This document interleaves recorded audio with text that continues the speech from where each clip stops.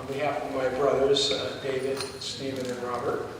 Robert's here, and Stephen hopefully will be able to call in, and David unfortunately cannot be with us.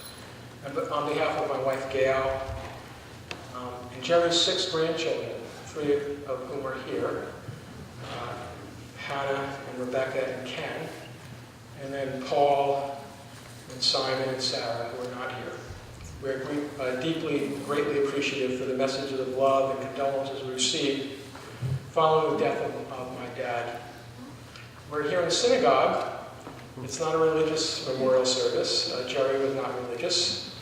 Rather, I wanted to have the ceremony here for a couple of reasons. One, because the congregation and the rabbi have hosted events that I've attended, environmental events, a dinner for Syrian refugees, that I felt reflected Jerry's spirit towards life.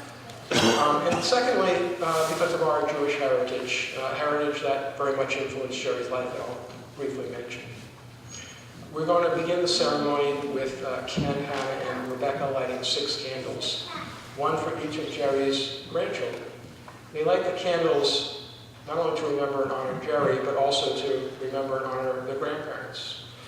Helene Yellin, Hilda Pruslin, Hatsue Yamakawa, and Taro Yamakawa. So.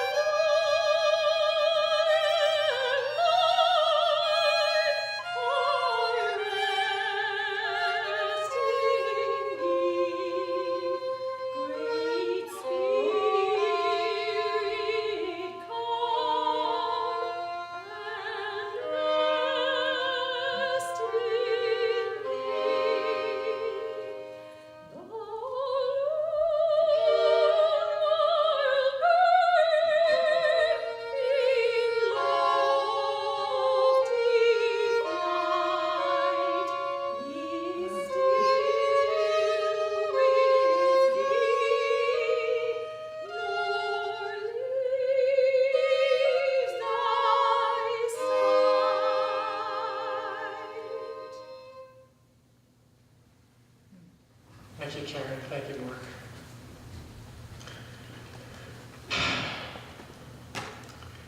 So Jerry would have loved to have been here. He would have spent 30 minutes talking to each of you. He loved to talk.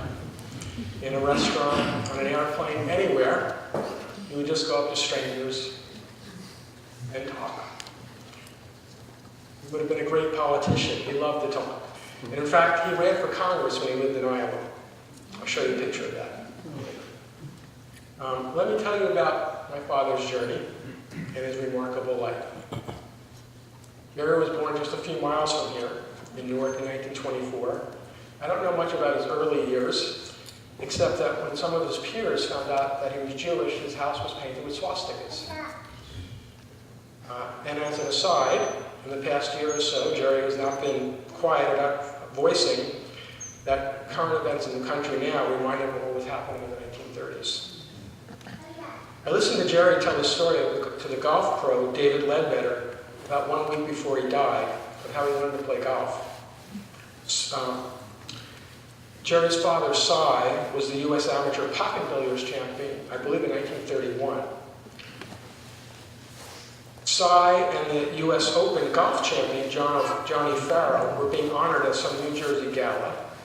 And Johnny and Cy made an agreement that each would teach the other their sport. When it came time for Cy to learn golf, Jerry was with him and started imitating the swing that Johnny was teaching Cy. Johnny was impressed, gave some special kids clubs to Jerry, and Jerry became a golf phenom before he was 10 years of age. Farrell would give golf exhibitions, and Jerry would be the opening act. Golf became one of Jerry's passions, and one place that he escaped to later in his life when he was suffering from PTSD. He was a New Jersey amateur golf champion, and in 1965 he represented the United States in the Maccabee Games in Israel, helping the team win a silver medal. They lost by 1 stroke to the South Africans.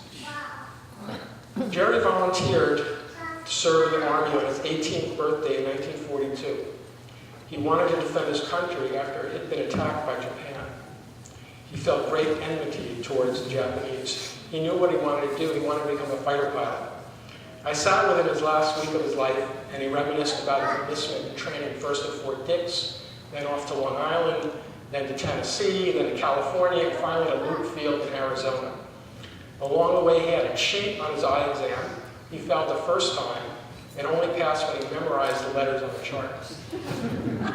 And he had to track down a company commander, a commanding officer, persuade him not to assign him to fly transport plane because he wanted to be a fighter pilot.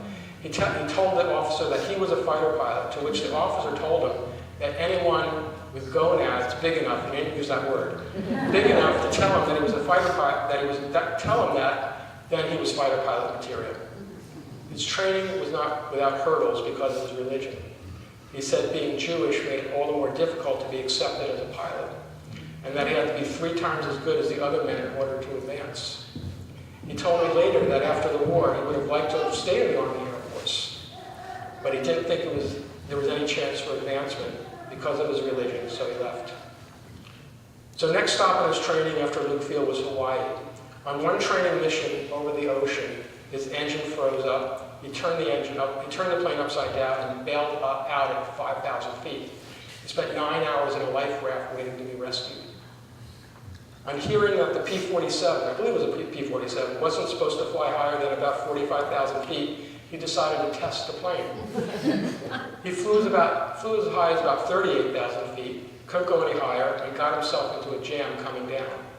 He had to turn the plane upside down, and the way Jerry would talk, his hands would go like this, and it was like, real, very Jerry. He had to turn the plane upside down, do some fancy maneuvers, including firing his 8 machine guns, going about 500 miles per hour with the plane rattling as if it was going to come apart, and finally pulling out of the dive at 3,000 feet. He watched some of his squadron mates get killed during training missions. He had some pretty harrowing experiences even before he landed at Iwo Jima on March 7, 1945, 3 weeks into the invasion that was taking place to capture the island and the strategically important airstrips about 700 miles from Japan. We've all seen pictures of war. What Jerry said was that the smell and the sounds of war are what we civilians cannot appreciate. War engulfed him as he lived on the island.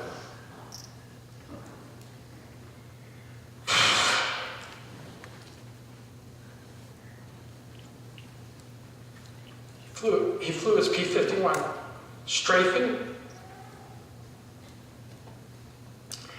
and bombing to support the Marines fighting to take the rest of the island. The Army Air Force pilots in Iwo Jima were some of the unsung heroes of the battle. The Marines deeply appreciated the support they provided. When the island was secured, the P-51 pilots flew what were called VLRs, very long-range missions, escorting B-29 bombers attacking Japan. They were extremely dangerous missions, with more planes and pilots being lost to bad weather than to enemy fire. There was no radar. They just had a radio beam of a navigation plane flying 20 miles in front of them to get them back to a tiny speck of an island in the vast Pacific Ocean. Jerry flew 19 VLR missions, returning from each 8-hour flight, having to be lifted out and carried out of his tiny cockpit. On the last day of the war, Jerry was flying a mission over Japan and did not receive the code word that informed the pilots that the war was over.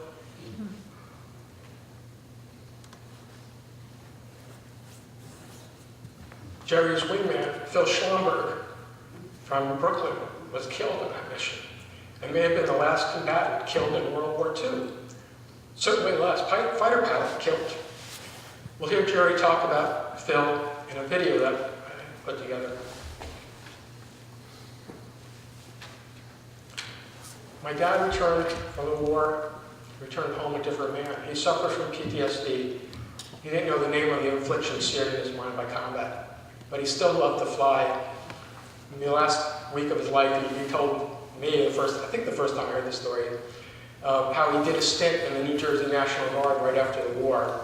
And one day he was flying his P-51 and buzzed the golf course his father was playing golf on and scared the bejesus out of everyone. He tried flying for a commercial airline, but they gave him very little training on flying a tractor trailer when he was used to flying a sports car.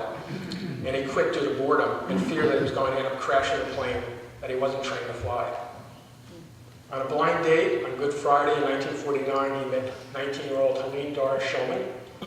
They married on October 22nd, and for 65 years, they lived a remarkable life together, having 4 sons, 6 grandchildren, traveling the world, and touching many with their love and warmth together. But Jerry was haunted by the demons in his head. Later in his life, he said he often thought of suicide. For a time, he drank heavily, and he had trouble keeping a job. But through it all, Jerry was a loving husband and a wonderful father. In the 1960s, he developed psoriasis. Many of you may have seen very bad psoriasis, and he had debilitating, crippling arthritis for many years. I remember going with him to New York City as a little kid and watching him get gold shots, and later when we lived in Florida, doing the same.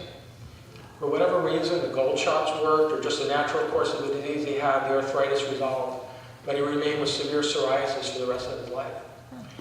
Maybe, I'm sure subconsciously, probably subconsciously, these experiences contributed to why I became a rheumatologist. In 1966, Jerry moved the family to Israel. It's a long, complicated story, but the move did not last long, and we all moved back to the States, settling in Florida. In Florida, tennis became a major focus of our family. Steve, Rob, and I all played competitive tennis. Steve was the state junior champion. Jerry became a pretty good player. He had this wicked serve, and it's comical now to think about it, but sometimes he tried to put so much spin on the serve and hit it so hard and crack his wrist that he would crack the racket on his shin. Like blood would be coming down and playing tennis, doing battle on tennis court. What was really cool was that Jerry became a professional tennis umpire. It was the heyday of tennis, with the World Championship Tennis Tour and other tournaments coming through South Florida, and we were smack in the middle of it. Jerry had some of the pros stay at our house. We got to meet many of the pros and got to hit with many of them. I got to hit with my hero, Rod Laver. It was so much fun. I went with Jerry to Dallas one year for the WCT finals. He was the head umpire. I remember going to a cocktail party and meeting Laver again. So just as an aside, I recently went to, Gail and I, and actually Jeff, went to a book signing that Laver did for his autobiography. And I was so excited to see this man again, my hero, and thought for sure he would remember Jerry. I was really disappointed when he said he didn't. So I think Rod has two amazing distinctions. He's the only tennis player to have won 2 Grand Slams, and I think he's probably the only person who's met Jerry and doesn't remember.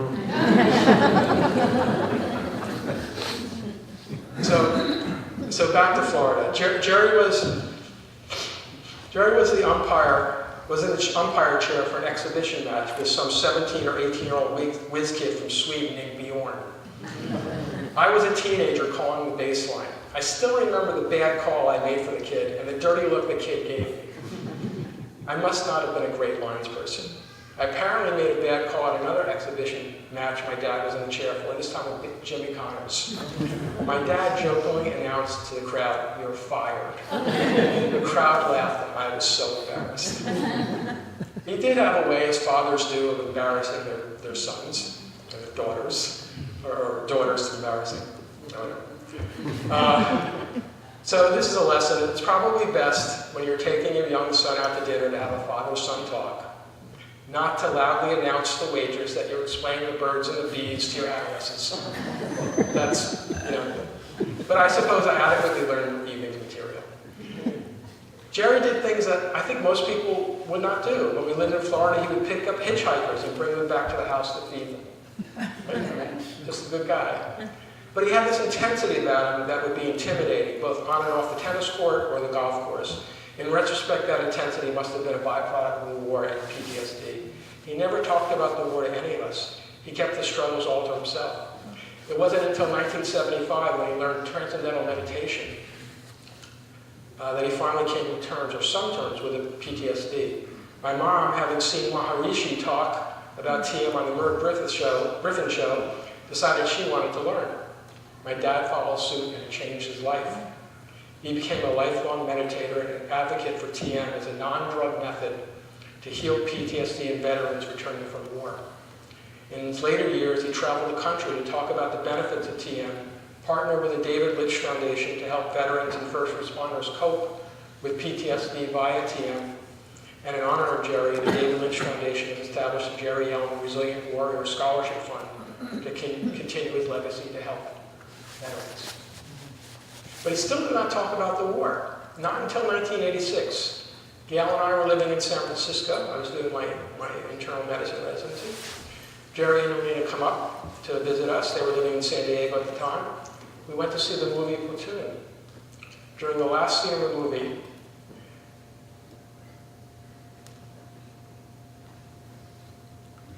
with bulldozers pushing mounds of bodies into an open pit, Jerry broke down crying. That scene conjured images of what he witnessed on Iwo Jima. But in a way, it was a catharsis for him, because he finally started to talk about the war, and he did not stop talking about the war since. Talking about the war and writing about the war. But he talked about the war with a message to tell the world. TM did not quell his hatred for the Japanese or his anguish over losing 16 squadron mates in the war. He would never get over the ladder, and to the day he died, literally to the day he died, he could tell you the names, dates, and places where each of his squadron mates died in the war. He had developed a camaraderie that I suppose is unique to combat. But in a remarkable evolution of mind, with an epiphany and a bit of fate, he came to recognize the Japanese not as his enemy, but as his family. Remarkably, Robert moved to Japan in 1984 and became enamored with the culture, the country, fell in love with a woman. And 30-odd years later, Robert is still living in Japan, has 3 wonderful children. It was the birth of those 3 grandchildren, Japanese grandchildren, and the bonding of souls between Jerry and the children's other grandfather, who was training as a kamikaze pilot in the last days of the war, that Jerry went from hatred to love of his former enemy. And Robert will tell you more about the Japan connection. These events changed Jerry's life and gave him new purpose in life. He wrote 4 books, including an autobiography called Of War and Weddings. He traveled the country not only to talk about TN, but to talk about the healing of the wounds of war, and most importantly, that we must avoid war. He wasn't a pacifist. He recognized that evil exists in the world, and we must be prepared to defend ourselves. He strongly supported the military. But what he came to realize is that what actually separates people, and are the main reasons for war, are beliefs. Beliefs about religion, about politics, about nations, beliefs that obfuscate the simple fact that we're all the same flesh and blood, living on the same pale blue dot of a planet. If you listen to his talks, and there are many on YouTube and C-SPAN, he never talked about God. He did not believe in God. He didn't believe in heaven or hell. His laser focus was on earth. And what he talked about is nature, and that we are all connected by nature. A pretty simple but profound concept that we collectively seem to ignore at our peril. Rob and I, along with Rob's son Simon, had the opportunity and privilege to travel with Jerry to Iwo Jima in 2010 for the 65th anniversary of the battle. The island, which had been returned to the Japanese in the 1970s, is uninhabited. But once a year in March, there is a joint Japanese-American memorial service on the island to commemorate the soldiers of both nations who gave their lives in the battle. Iwo Jima is 4 miles by 2 miles, some 8 square miles, on which there were 23,000 entrenched Japanese soldiers and some 70,000 American invaders. Almost 100,000 people on 8 square miles of land with weapons of war trying to kill each other. It was Jerry's first time back, and as he got off the charter plane, tears were in his eyes. We stood on Mount Suribachi at the site where the famous flag, picture of the flag was taken. We walked on the volcanic sandy beaches where the invasion forces landed. It was an incredible, moving experience for all of us. It gave me a small degree of appreciation for what Jerry went through in 1945. Jerry never thought of himself as a hero. He said he was just one of 16 million men and women who served the country in a time of crisis. In the last years of his life, he co-authored a book that described his war experiences at Iwo Jima. It's called The Last Fighter Pilot, and it's actually done very well on Amazon. I wasn't thrilled that the publisher also published books with the titles of The Big Lie, Exposing the Nazi Roots of the American Left, and sent them on book tours that included the Nixon and Reagan libraries. But you know, there's a lesson there. I don't think Jerry ever voted for a Republican or shared much common ground with those with evangelical beliefs, many of whom seem to take a liking to Jerry. But he demonstrated humility and a tolerance to those whose beliefs were 180 degrees from his, that made him unique in today's time. Jerry always had the energy and esprit to match anyone. He was the life of the party and lit up any gathering. His stories are legend. To the very end, they are legend. Jerry had a full schedule going into the end of 2017 and through 2018. On the day he died, I was supposed to go with him. He was supposed to take his first flight in a fighter jet. He had been invited back to Luke Field to fly an F-16.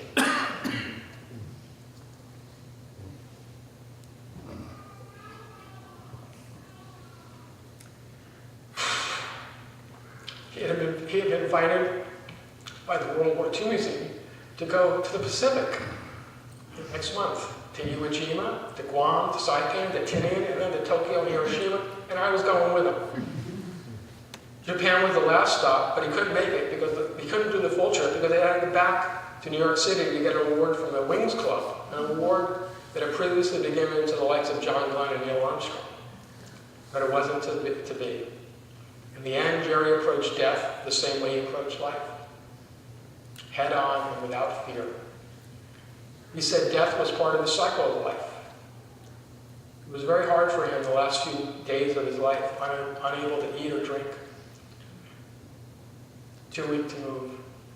2 days before he died, he asked me, how much longer? I told him, soon, Dad. few more days, and he said, okay, I'll sweat it out. I'm going to miss my dad a lot. I already do. I miss Mama terribly.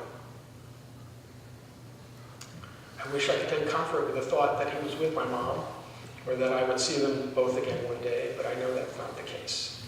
And while my mind and my heart are filled with sorrow, I have many, many cherished memories of my dad that I will carry with me the rest of my life. And may we all share and continue his legacy of forgiveness, of peace, of healing between people and nations.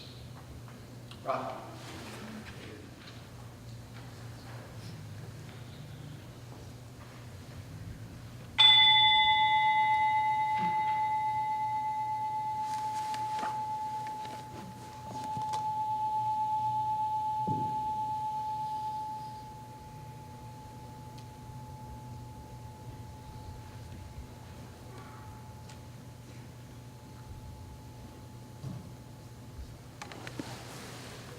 Wow.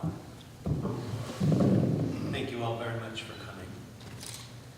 I haven't been in New Jersey for a long time. I was born here. But as my brother said, we traveled a lot. And we grew up in a very unique family. I'm very grateful to my brothers for their kindness and showing me lots of wisdom in my early years. We grew up playing tennis. I'm the youngest of four, so I had a lot of leeway. Jerry was always around, but it was my brother's influence very much who shaped who I am today. My brother Michael being extremely kind. Oh, did you hold it? Okay. And my older brothers have lots of Eastern philosophy in the house. So in 1968, when I was 8 years old, there was Lao Tzu poems and Be Here Now and Maharishi and all this wonderful music I grew up with. And my life has, in fact, been pointing to the east, not the west. So one day when I was in college, when my father had come back from Japan, he went unwillingly, as many of you know. My very wonderful, sensitive mother, who I got to spend a lot of time with because I was the youngest. And so when we were in Florida, she would take me to the beach and I would be hunting shells and looking at color and texture and form. And now I run an art gallery in Kyoto, Japan. Believe me, I'm the most amazed of anybody here how my life has unfolded doing this, what I do in such a beautiful, magical city. And I feel I've completed this incredible circle of life, coming back here to celebrate my father's passing, him being born in Newark, me being born in Long Branch, and leaving at 6. And I haven't been back since, really, to see my beautiful aunt and cousins. And here I am standing with you here at this auditorium, celebrating my dad. And of the irony of everything, I've been in Japan longer than I've lived in the United States. And I'll get to that in a minute. But I grew up, as I mentioned, with my mother and my father, and one day when Helene came back from Japan, knowing my sensitivity and my eye, and they were very forward-thinking. They were eating tofu in the early 70s and brown rice, and Jerry bought a tiny Datsun in the early 70s, you know, when Lee Iacocca said, we're going to push the Japanese into the ocean, and here's Jerry taking another chance, we're going to buy this little car. We're the laughing stock of the neighborhood. But he was right. Okay. So I was growing up, again, playing tennis. My brother Michael was the captain. I was his co-pilot, playing 8 tracks of Bob Dylan and Joni Mitchell, going up to Fort Lauderdale. And I wasn't as focused as Michael. I didn't know what I wanted to do in life. I knew what I didn't want to do. So my dad opened up the Los Angeles Times one day and he saw an advertisement for a homestay program in Japan. One advertisement in a newspaper. Robert, you like Japan? You drive a Honda? You play tennis with the Yonex? You listen to Panasonic? You like tofu? You kind of like Zen in a way? You know, your brothers have these books on the table. why don't you go to Japan for 3 weeks? Oh, sounds like a good idea. I'll go for 3 weeks. Went for 3 weeks, and I felt like I was on Mars. It was this amazing culture, civility, the beauty, the people. That 3 weeks wasn't enough. So I thought to myself, Dad, I met these people. I'm going to go for a year, teach English. And he goes, great, go for a year. It's your life. I wasn't, you weren't in the war. And like Michael said, growing up, there was never any really talk of the war. Sometimes when my dad was out on a business trip, I'd go through his drawers like, kids do. And there'd be medals and knives and bloody flags, but we never grew up hearing about it. So I went to Japan for a year, and I've now been there for 34 years. And when I told him that I met this beautiful young lady and I wanted to get married, it was, just imagine what that shock would be. And it was to him, because in his mind's eye, he had to justify to his buddies from Brooklyn, all the people he knew who never made it off Iwo Jima. Hey, Bud, sorry, my son's marrying a Japanese, and I got to deal with it. And he dealt with it in a very beautiful way. He wrote this book called Of War and Weddings. And actually, I took this picture. I lived near Mount Fuji for a very long time. I now live in Kyoto. And I'm very happy that my eldest son, Kentaro, is here, who you just saw light a candle. He flew in from London yesterday, and he's flying back to London tomorrow. So it's a great joy for him to be here and share this moment with us. And so when Jerry, and when you read the story, you'll know that he went to Tokyo once, and he saw the bombs dropping on him, and he had to leave the country, the city, and go out to the countryside. But he fell in love with Japan. He really took to the beauty, the culture, the people. And I was very, very fortunate that my parents would come and visit Japan very often. And even last summer, Jerry came at 92. And my mom at 87 came and visited Kyoto because she loved the gardens and the temples, and we had such a wonderful visit. Now even half of some of my mother's ashes are in a wonderful temple that dates to the 1100s, which is a power walk in my neighborhood. And I'll be taking some of Jerry's ashes back there and performing a Buddhist ceremony at that temple. It's called Honen. And if ever any of you visit Japan, it would be a great honor and joy to take you on a very beautiful, magical walk. But we had many adventures, and if you think Jerry was rambunctious and open, try to imagine him sitting in a Japanese restaurant trying to speak Japanese to people, telling his stories. Like, Konnichiwa, ego wakarimasu ka? Watashi wa sushi ego. I speak sushi Japanese. Sushi, So he was very much, even without the language, the way he looked at people, the way he talked to people, was very enriching. And even on December 29th this year, I was taking some clients to visit a living national treasure on the back of a van traveling down a freeway. And my friend texts me, hey, there's a special about your father on TV. So he had an influence not only in the States, but in Japan, that people looked and recognized our common humanity. And that's something I'm forever grateful for. I'll keep this short, but I just wanted to read something to you. Derry and I had some great evenings drinking sake. And I took him many times to visit these artists that I represent. And this is a section from a story he wrote called the Heiwa Guinami. Heiwa means peace. And I'll put this here, but I'll talk loud. Is that good? Okay. So Jerry loved to write, and it was a healing process for him in many ways. And we went to many places in our travels. And in the early 90s, he wrote this story. And part of it goes, last year, while we were at Robert's house, he received an announcement about a one-day show of Bizen potter's wares in Tokyo. Since Tokyo is only 1 hour train ride from Mishima, where I used to live, he begged our leave and went to the exhibit at a department store. He returned later that evening and presented me with one of the sake cups he brought from Mr. Yoshimoto in Tokyo with a caveat. He said he was giving it to me on loan while I was living and received a promise from Helene that it would be returned to him when I left this life. He wanted to create a family heirloom, and he promised that he would leave it to Kentaro, my grandson, when he was gone. We had a long discussion about his philosophy of sharing and using treasures he collected and then passing them on to be used again. We're only borrowers of time and things, he said. So today, I brought that cup with me. It was actually in a fire in Iowa.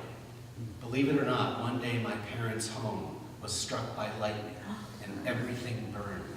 But my father went through the rubble to find that cup that I gave him.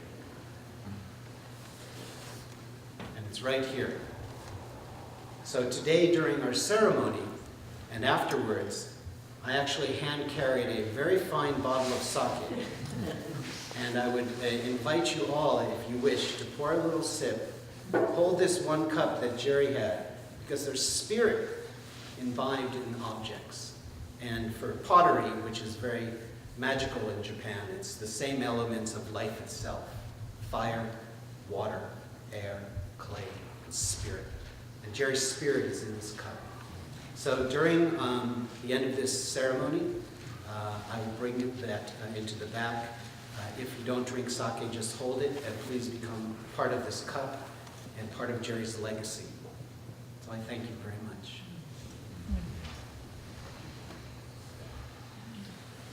Thank you all for coming today. We really appreciate it.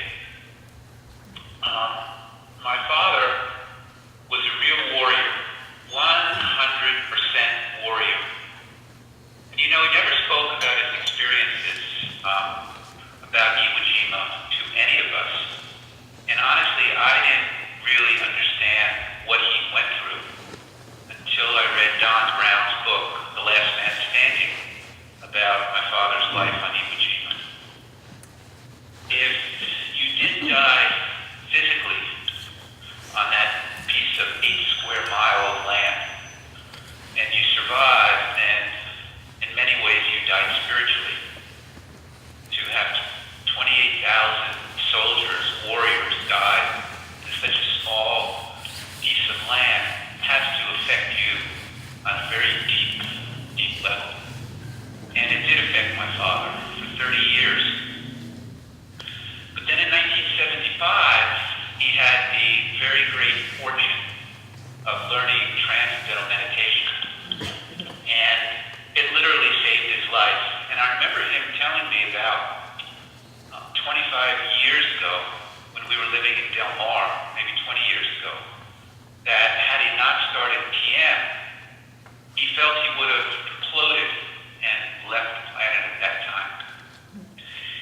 And my father was a fighter pilot, and a fighter pilot has a certain mentality in life, and they have to have a mission. And for sure, my father knew his mission when he was on Iwo Jima as a B-51 pilot.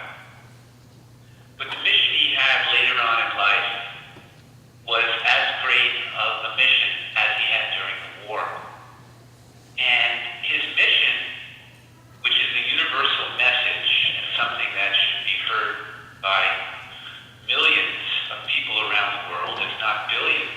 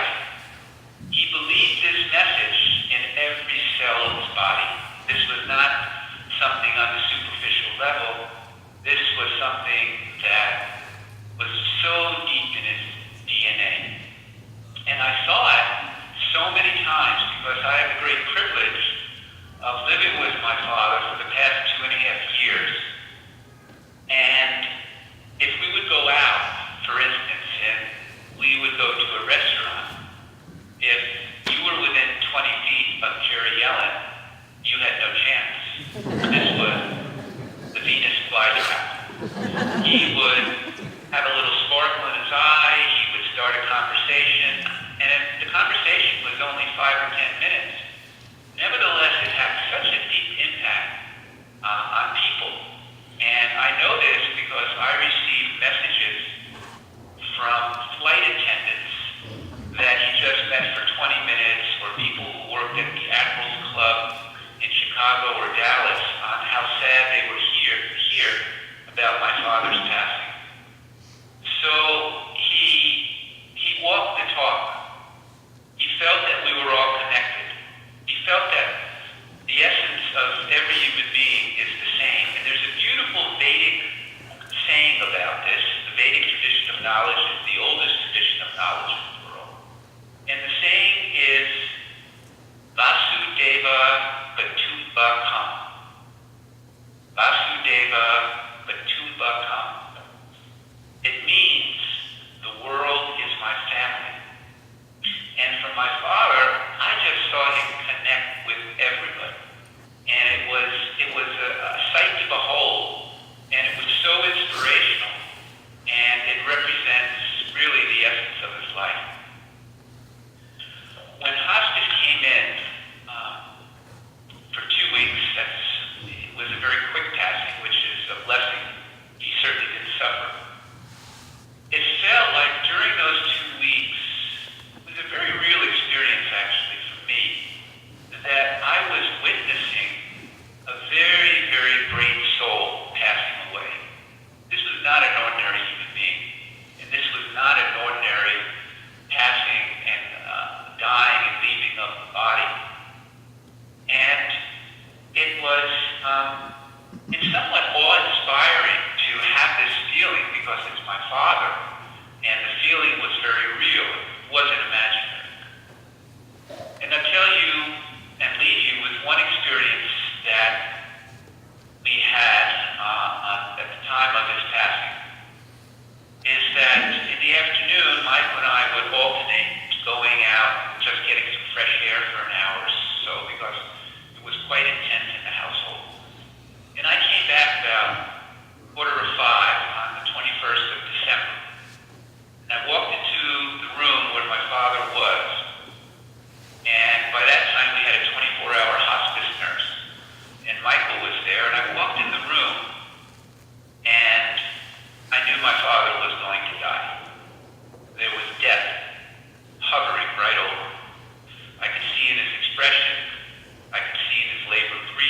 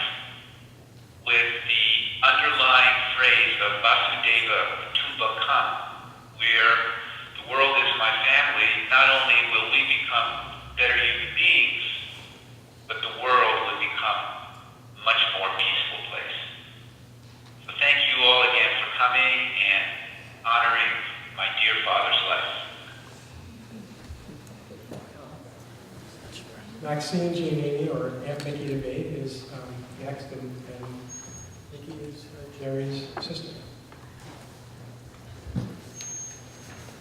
Thank you. Can you hear me? Yes. I'm 88 years old, and this is the first January in my life without my brother Jerry. There are many Jerrys I have known. The Jerry who jumped into the Lake of Pakon and saved my life. We had been diving from a roof of a boathouse into a tube. The tube was small. My feet became caught in the tube. I was drowning. Jerry dove into the water and extricated me from the tube. He was 12 years old. I was 7. Another time in Vermont, we summered in Vermont. We would get our water from a well, situated in the woods not far from our cottage. I stepped on the ledge of the well, got the water, and as I was ready to step down, a rattlesnake was rearing up, ready to strike at me.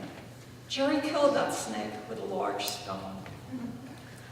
The Jerry whose plane went down into the Pacific, I was young enough, 14, to write to him that I'd help him pay for the plane he had broken. I was sure he was in trouble.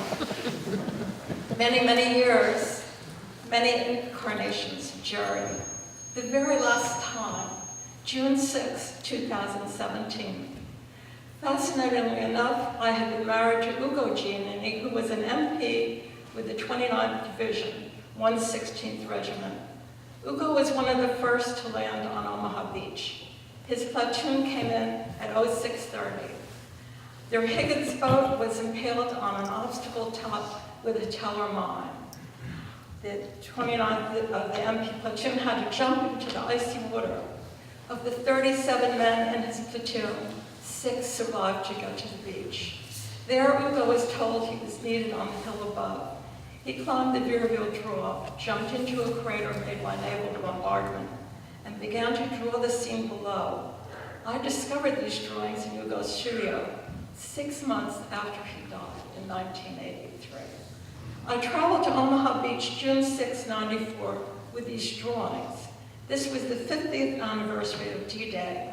There was a documentary made and distributed in Europe. I met John Slaughter, who had the vision to begin a monument for the 29th Division and the commemoration of D-Day. 50 years after D-Day, there were no monuments existing in the States. In 2001, the National D-Day Memorial opened. The president of the memorial, Dr. William McIntosh, had a full exhibition of Ugo's war drawings at the Marshall Museum in Virginia. Jerry lived in town in Iowa and was unaware of these events. He never knew of all of these events that I had, nor in the 37 years of my married life did Ugo, one of the first men on Omaha Beach, and Jerry ever had a discussion about war. 37 years. The National D-Day Memorial had made reproductions of the drawings. They would hold another exhibit, which I was invited to, for the 73rd anniversary of D-Day. I was to attend the ceremony. To my astonishment, Jerry was the guest speaker. What was he doing there? He's an Air Force man. This is the infantry memorial. Jerry had spoken at an event in California. The new president of the National D-Day Memorial attended and was so impressed with Jerry that she engaged him to speak. Jerry, dressed in his captain's uniform, spoke to about 1,200 people attending the event. When he finished, the audience rose up as one and gave him a standing ovation. I was standing behind one of the directors of the museum, and he turned to his wife and said, "That's the best speech I've ever heard." Way to go, Jerry. After the ceremony, Jerry and I did a joint book signing in the newly built Quonset hut. There was an exhibition of Ugo's drawings, and excerpts from his letters were below the drawings. Ugo's war works were there. Jerry's book of War and Weddings was there. My book, Drawing D-Day, all united on June 6, 2017. How could that be? Very moving. The last thing that Jerry told me, to my astonishment, that he was representing the D-Day Memorial to raise funds to have Ugo's drawings permanently installed at the memorial. Jerry was deeply moved by the memorial monument and felt that Ugo's drawings should be permanently installed there. In the 37 years of my marriage, Jerry and Ugo never spoke of the war. They both suffered from post-traumatic syndrome. There had never been a diagnosis in 44. There were no words for post-traumatic syndrome. Post-traumatic syndrome affects the whole family.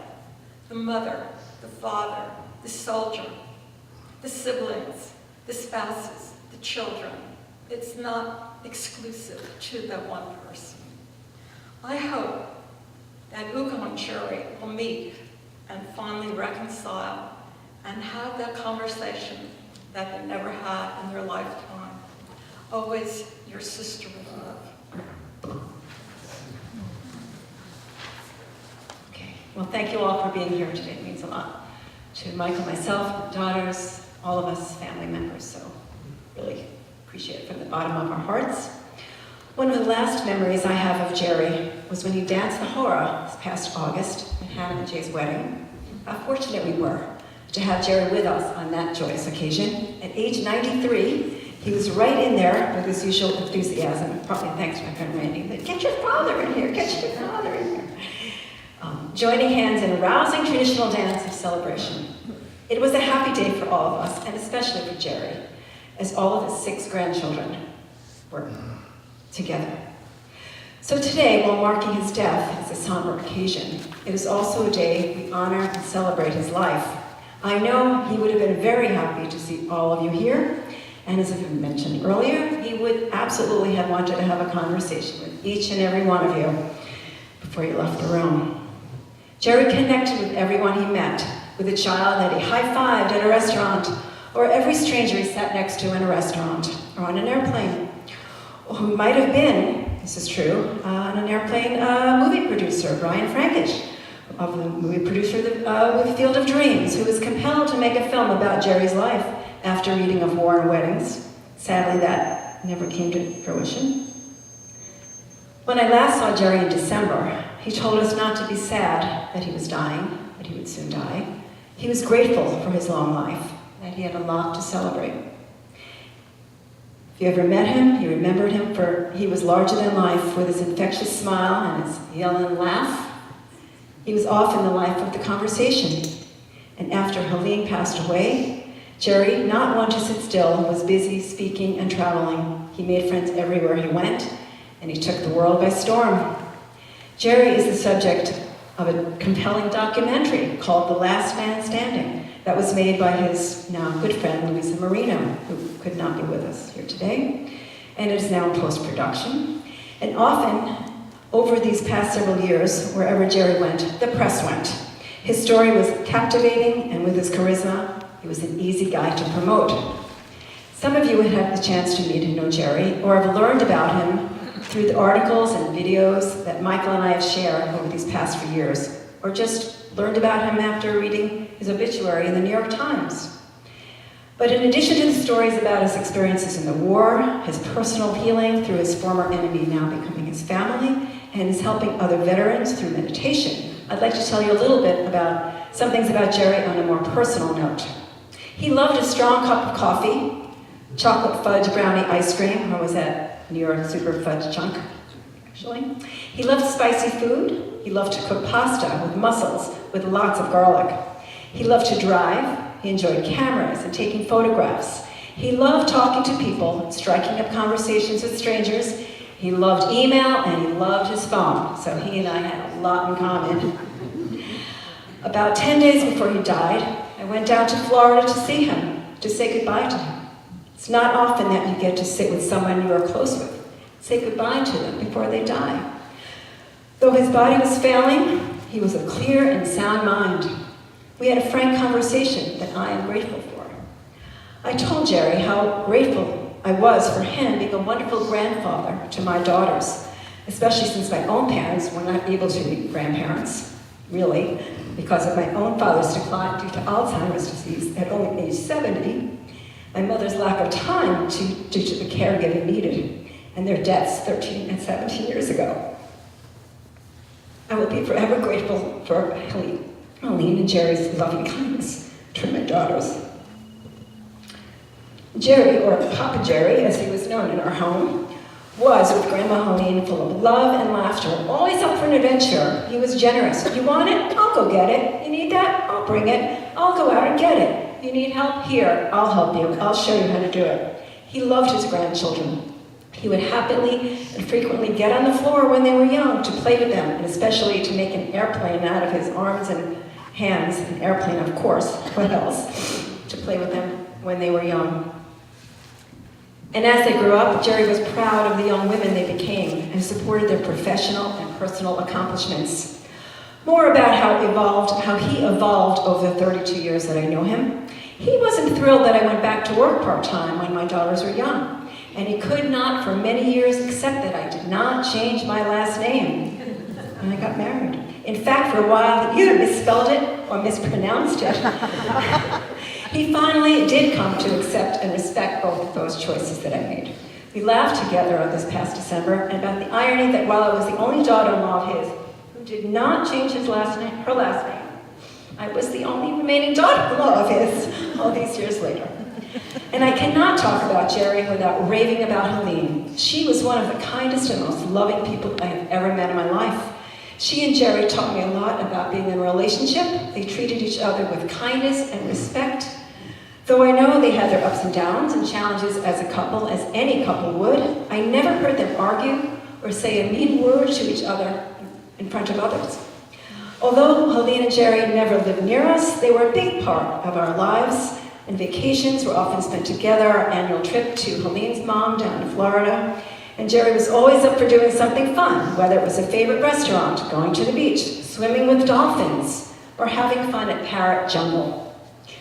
That was Jerry. We had several Yellin family reunions in San Diego and the Berkshires where we took the kids on the daily pilgrimage to Ben & Jerry's, and the kids referred to the outing as Jerry's Ice Cream. Going to Jerry's Ice Cream. Those memories are precious and priceless, and we are all grateful to have them and to hold on to them. So as we remember and honor the life of Jerry here today, I would like to end by reading a passage from his book, The Blackened Canteen. You know, I'm all about the promotion. Which is based on a true story that describes the story of a canteen taken from the wreckage of 2 American bombers that collided over enemy territory in Shizuoka, Japan, at the foot of Mount Fuji in 1945, picked up by a Japanese Buddhist priest who has created a lasting ceremony and memorial that continues today, honoring the war dead of both the 23 Americans and the Japanese citizens killed in the attack. Jerry attended one of these ceremonies several years ago. It's a remarkable story. Yoko Ono read it, true, and wrote, "Though the 2 countries were once at war, the selfless action of one Shizuoka citizen over 60 years ago has built a bridge between 2 countries, inspiring a campaign for peace among Japanese and American citizens and strengthening ties between the 2 countries." And here are Jerry's words at the end of the book. I flew over Shizuoka on April 7, 1945, on my way to focus the gun camera of my P-51 on the tip of Mount Fuji before proceeding to Tokyo to escort 100 B-29s on their mission. It was the first time the B-29s had fighter escort, but not the last. I was on 19 long-range missions that lasted 7.5 to 8 hours, and strafed Numazu, where my son Robert, his wife Takako, and my 3 grandchildren, Kentaro, Simon, and Sarah, now live. I came here today to remember and honor the memories I have of 16 fighter pilots, one who was only 19 years old, who I knew and flew with, who were killed in the air war over Japan. I came here to remember and honor the memories of the 23 B-29 crew members who lost their lives in a mid-air collision over Shizuoka on June 20th, 1945. I came here to remember and honor the memories of the 2,000 citizens of Shizuoka who were killed by the bombs dropped on them by B-29s from Guam. And I came here to remember and honor the memories of the 500,000 American servicemen and women who died in World War II. I came here to remember and honor the memories of 2 million Japanese soldiers and civilians whose lives were snuffed out in World War II. And I came here today to remember and honor the memories of the 53 million citizens of the world who were killed in the war between the years 1937 and 1945. There is but one purpose in war, to destroy your enemy. But what is the purpose of life? To me, Jerry wrote, the pure purpose of life is to connect with all of nature, with all of humanity. The intelligence of nature that tells us when we are hungry, when we are tired, that controls every function in of our body is exactly the same in every human being. We are all the same in the eyes of nature and in the eyes of sensitive, thinking people throughout the world.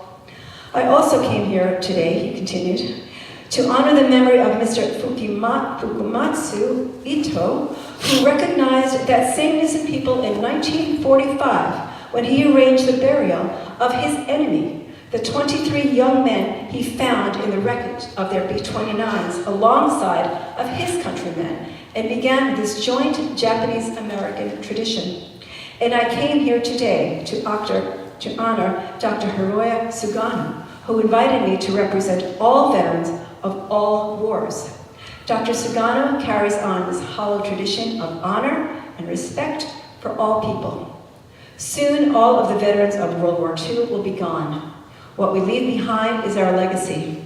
It is my hope that our legacy will be one of harmony with all of nature and unity between all of humanity.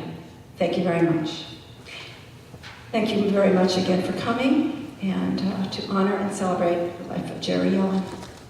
And now, my daughters, Anna and Rebecca.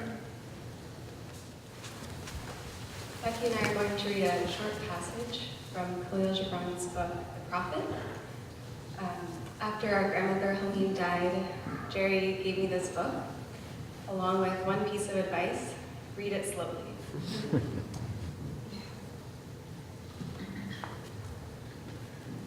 And an astronomer said, "Master, what of time?" And he answered, "You would measure time, the measureless and the immeasurable. You would adjust your conduct and even direct the course of your spirit according to hours and seasons.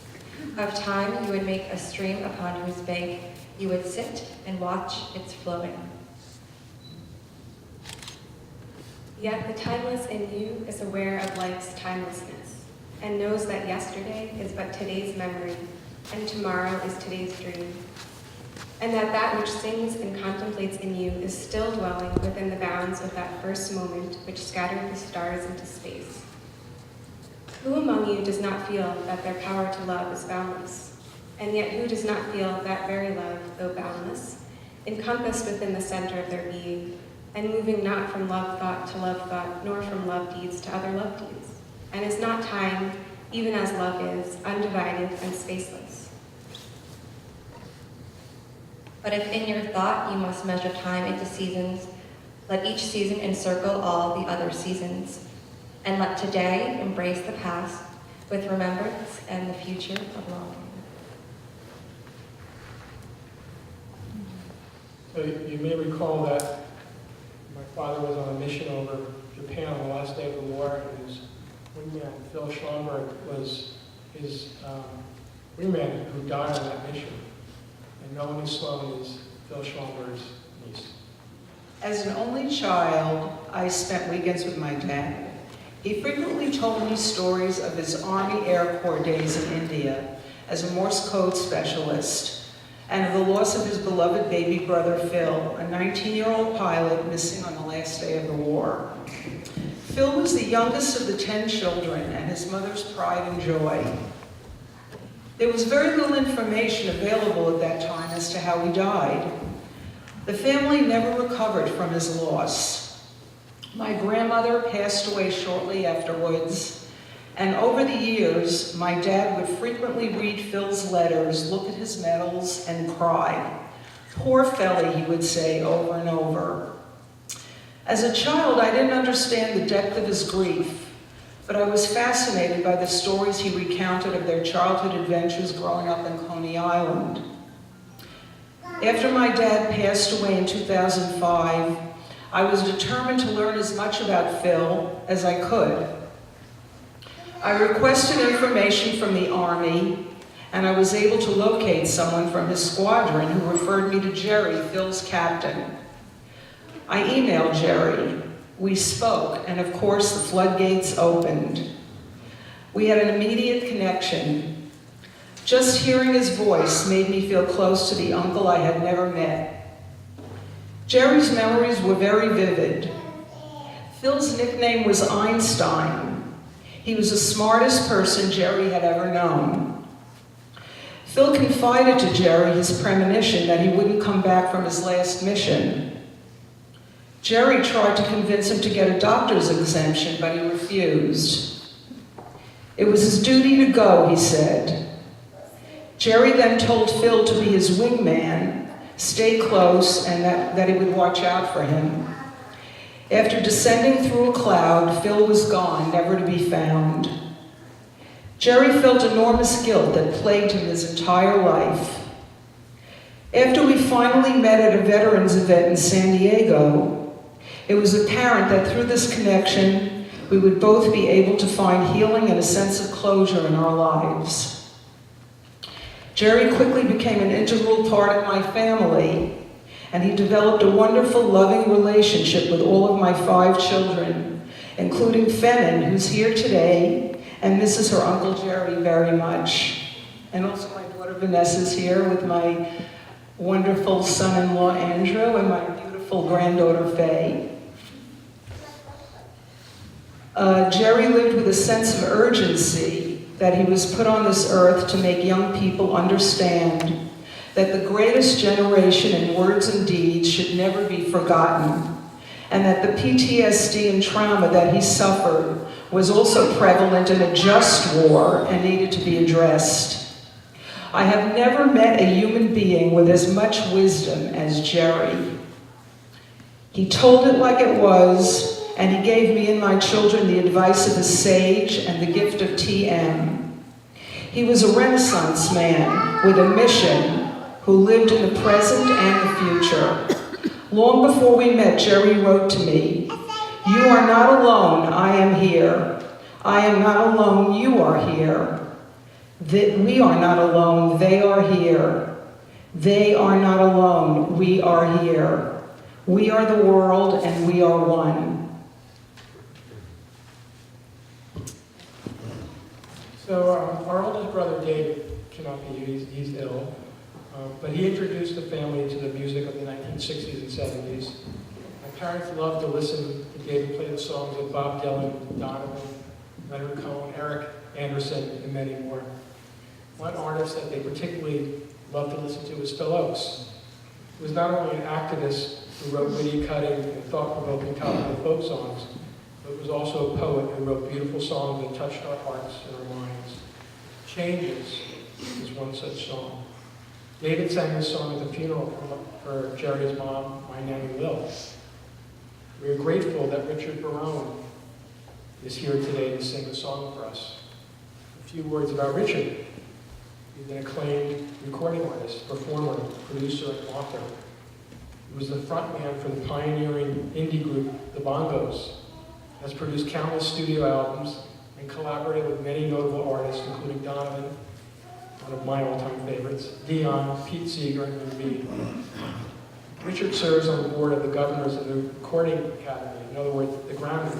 And in fact, the Grammys are next week, and Richard is very busy, but very kind to take time from his busy schedule to be here tonight to sing Changes.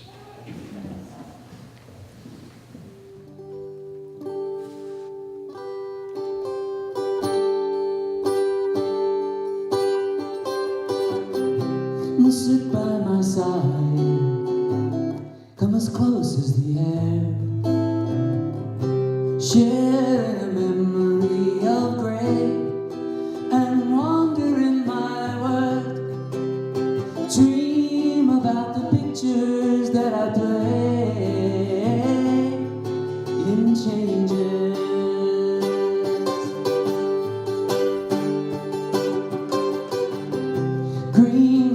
summer turn red in the fall. To brown and to yellow they fade, and then they have to die, trapped within the circle time parade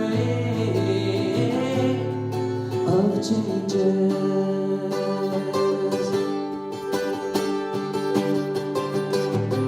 Scenes of my young years were warm in my mind, visions of shadows that shine, till one day I returned and I found they were the victims of the vines of changes.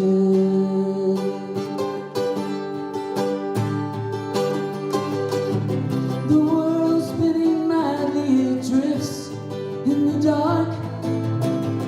It swings through a hollow of haze, a race around the stars, a journey through the universe ablaze in changes.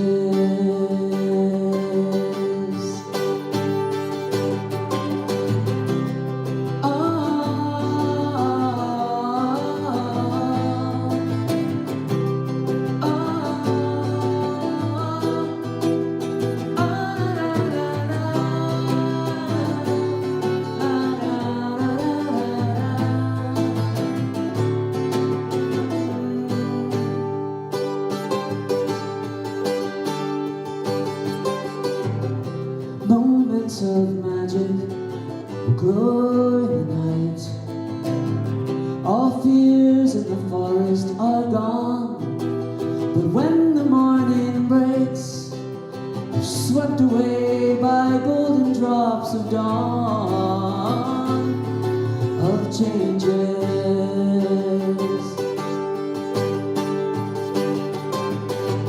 Your tears will be trembling, now we're somewhere else. One last cup of wine we will pour, and I'll kiss you one more time, then leave you by the rolling river shore of changes.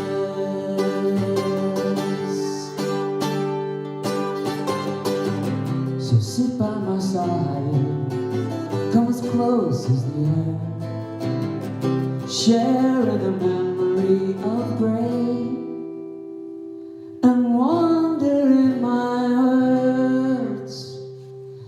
Dream about the pictures that I play in changes of changes of changes.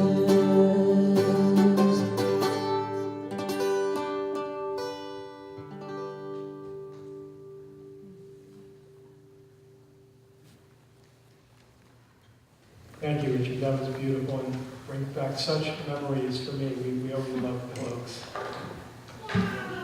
So now, Andrew McKenna, who was a very close friend of my father, is on the phone. I'd like to say a few words. Andrew, can you hear us? I sure can. Okay, you're on.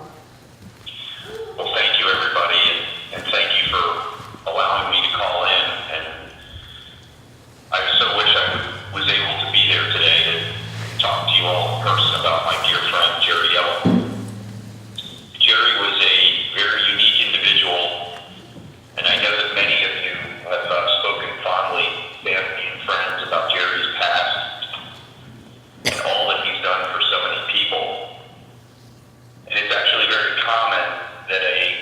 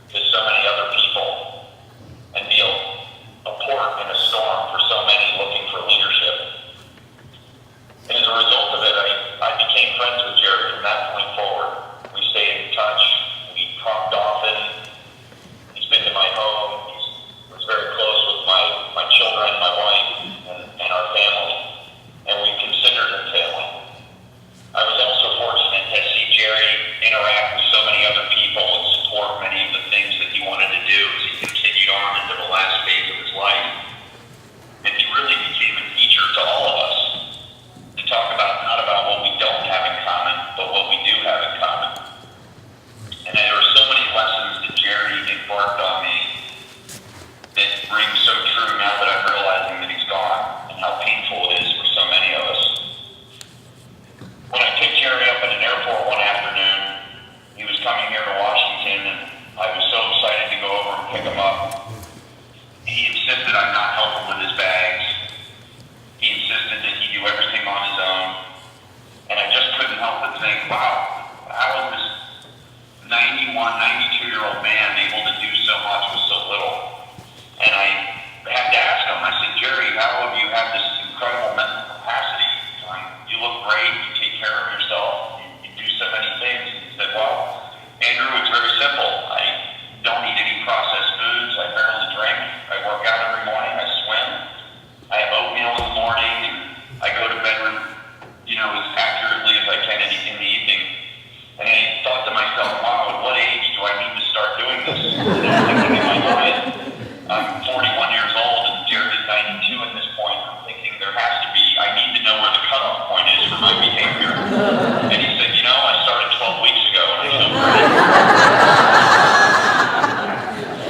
And I just thought to myself, that's the type of person that Jerry was. And he looked at me and said, well, what's so funny?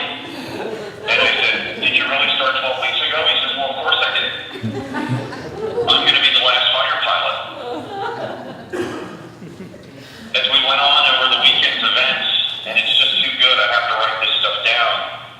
We went to another ceremony for another fallen hero, and Jerry was so good about making sure that he did so much for other people. Up in the morning, first thing, uniform on, pressed, walking over, heading to Arlington, he and I together in my car, visiting, talking, sharing stories.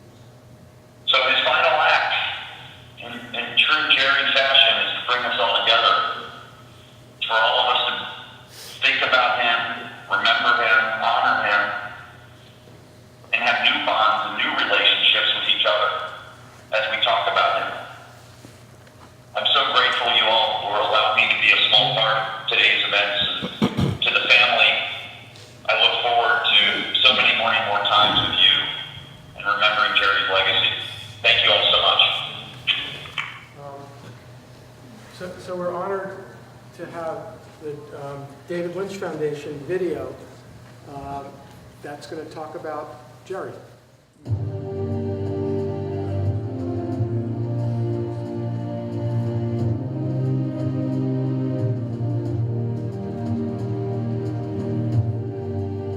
Captain Jerry Yellin, a World War II P-51 fighter pilot and Iwo Jima veteran. He is a member of the Military Writers Society of America.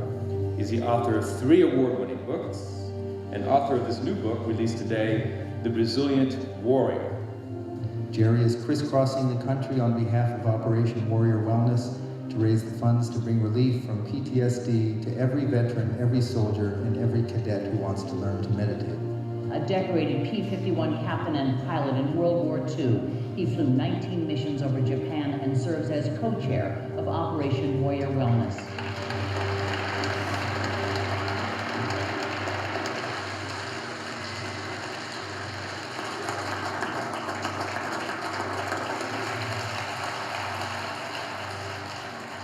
Thank you very much. My name is Jerry Yellin, and I'm just one of 16 million people who served our country in World War II.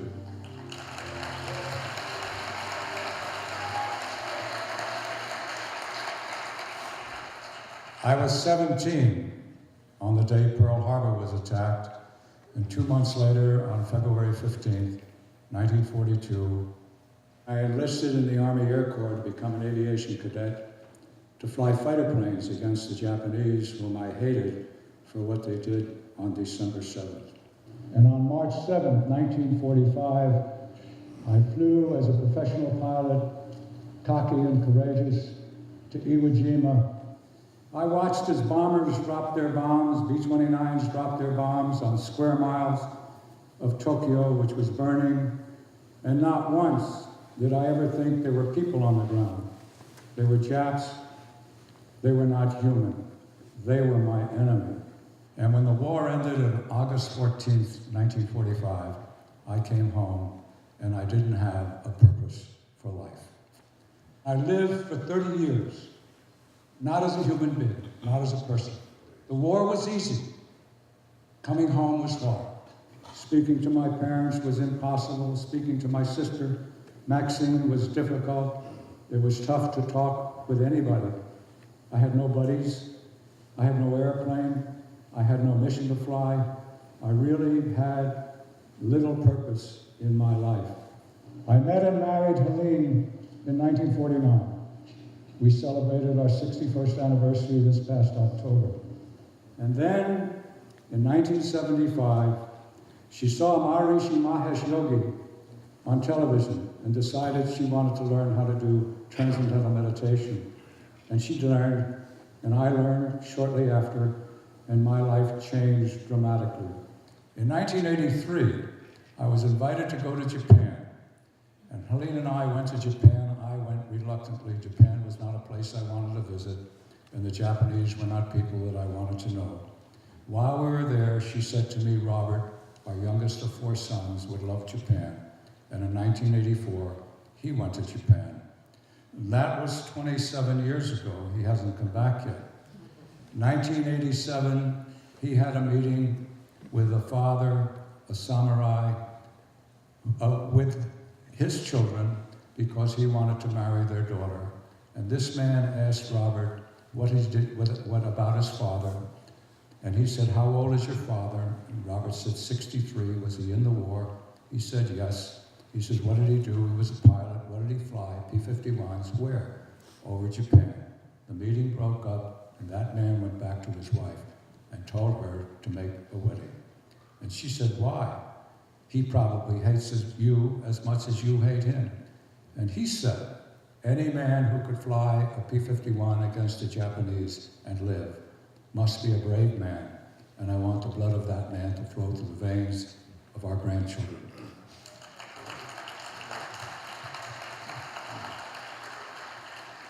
Because of my sons, because of my wife, I became a changed man. I learned transcendental meditation, and I gave up addictive behavior, and I recognized last year the need for the veterans, the 1% of this country who represented us in war. We've been at war for 24 cumulative years. 3 million people, 1% of the population of America, have served us well. 2 million of those 3 million have been in combat. And I know what combat is. And I also knew what the David Lynch Foundation was about. And in one phone call, I asked, could we have a Veterans Division of the David Lynch Foundation? And instantaneously, the answer came back, yes. And that's the way this began. It's why you and I are here tonight.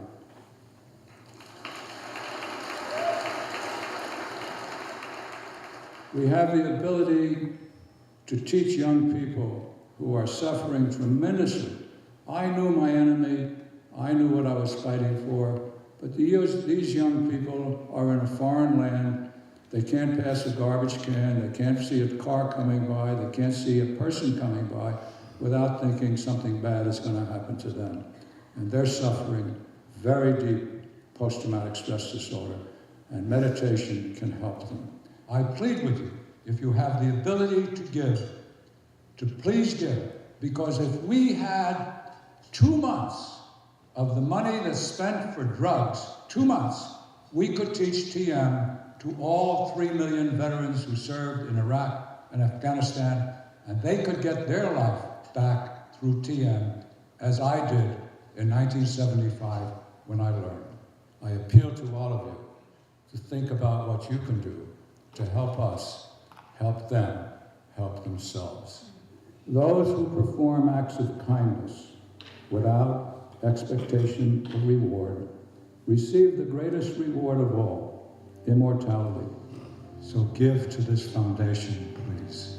Let us all become immortal and help the young get over post-traumatic stress injury. Thank you very much.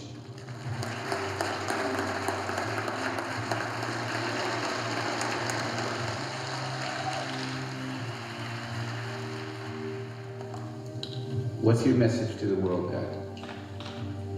We're not the color of our skin. We're not the language we speak or the country we live in. We're all human beings. And we've kept inventing weapons, better weapons to kill them. And we're killing our own kind. And it's wrong.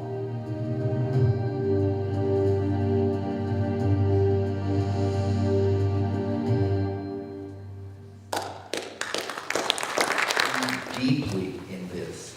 I believe deeply in this relationship. I believe deeply in this cause. I believe deeply in this idea. Conviction. But that's not enough to be successful, to change the world. It also requires something horizontal, persistence. So conviction over time. You have conviction today and tomorrow and the next day and the next day and the next day. Conviction and persistence. And if there's anyone who, you look up conviction and persistence in the dictionary, Jerry Yellin. I wish I was with Jerry towards the end so I could say this to him. So forgive me, I'm going to say this to him.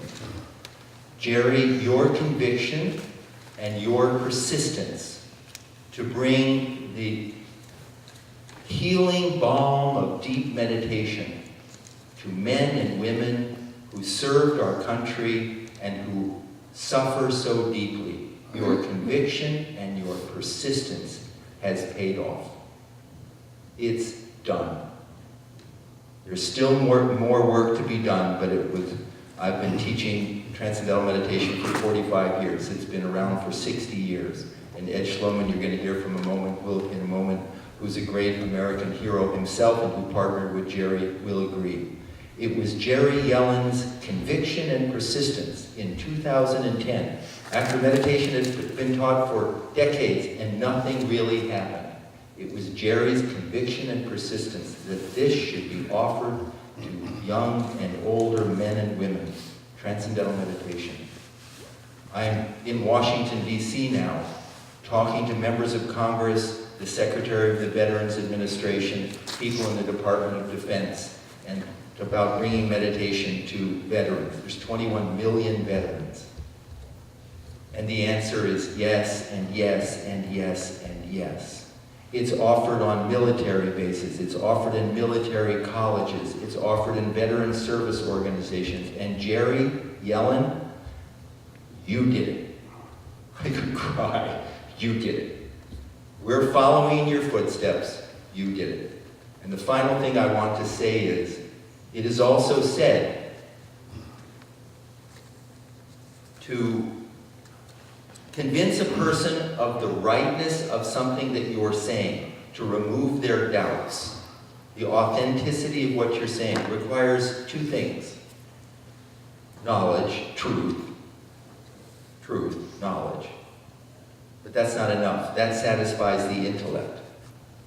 What satisfies the heart? Love. Love doesn't satisfy the intellect, and information doesn't satisfy the heart. But knowledge wrapped in love is a game changer. And you, Jerry Yellin, in the way you lived your life, in the way you raised your children, amazing children, in the way you were, you were the embodiment of knowledge and love, and you changed lives, millions and millions of lives. So I'm here. It is a great, great honor for me to be here. And if it's okay if I just introduce Ed Schloman, his partner with Jerry Yellin, a dear friend and a great American hero. Please welcome Ed Schloman.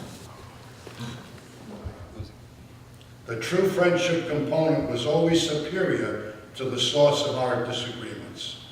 Therefore, regardless of how intense our disagreements may have been, 24 hours later, we both made up and we both blamed one another for the disagreement. The sign of a special friendship that likely can never be replaced with flesh and blood. As previously said, his legacy is strong enough to keep his friendship alive in my mind and heart forever. Our bond had an additional unbreakable component. We shared a commitment together, body and soul, to our beloved mission of healing those who are suffering from post-traumatic stress. As you know, Jerry lived to speak to anyone who would listen. He visited Judy and I at our Brooklyn home one day, and he came in and we talked, and he gave me a business card. I said, "Where did you get this card?" He says, "I was speaking to someone on the subway, and she gave me her card." I said, "Jerry, no one speaks to anyone on the subway." It was obviously, Jerry was like that with everyone, as you heard before. His love of helping others was only surmounted by his love and devotion to his wife, Yellin. They were inseparable, as we all know. Jerry had endless energy. I share one more story with you in one of the many trips we had together with Yellin. One year in Tampa, we had an extremely important meeting to go to. We were early for this meeting, and Jerry insisted that we pull over on this busy highway to meditate because we were early. I said, "Jesus, Jerry, the news helicopters will be flying over us reporting 3 dead old people in the car."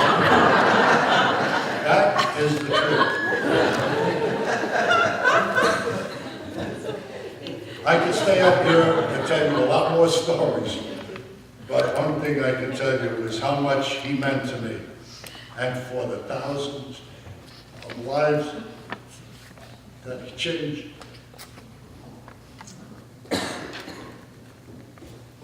I practice this too. For these 7 years and 11 months, we almost spoke on a daily basis.